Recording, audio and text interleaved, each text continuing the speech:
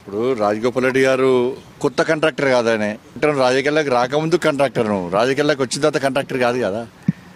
Plus Bharatiya Janata పార్టీకి కాంట్రాక్టులు ఇచ్చి డబ్బులు ఇచ్చి పార్టీలు చేయించుకునేటువంటి సంస్కృతి భారతీయ జనతా పార్టీలో లేదు.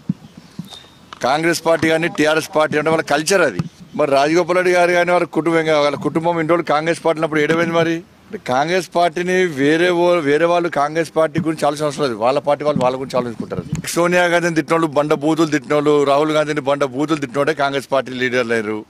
అందుకే దాసోజీ శ్రవణ్ గారి లాంటి నాయకులు తెలంగాణ ఉద్యమంలో పాల్గొన్నారు. తెలంగాణ రాష్ట్ర ఏర్పాట్లు ప్రధాన భూమిక పోషించిన వాళ్ళు. రాజగోపాల్ రెడ్డి గారి కుటుంబం కూడా ప్రధాన భూమిక పోషించిన కుటుంబము. అలాంటి వాళ్ళు మీ పార్టీలో ఎందుకు ఇముడలేకపోతారో దాని గురించి ఫస్ట్ ఆలోచించిన తర్వాత నెక్స్ట్ ఆలోచిస్తాం. హాయ్ ఫ్రెండ్స్, మా టుడే టుమారో యూట్యూబ్ ఛానల్ చూస్తున్నందుకు చాలా థ్యాంక్స్. మరిన్ని లేటెస్ట్ వీడియోస్ కోసం వెంటనే సబ్స్క్రైబ్ చేయండి. అలాగే ఈ బెల్ ని కూడా రింగ్ చేసేయండి. మా నోటిఫికేషన్స్ అన్ని మీ మొబైల్లో వస్తాయి.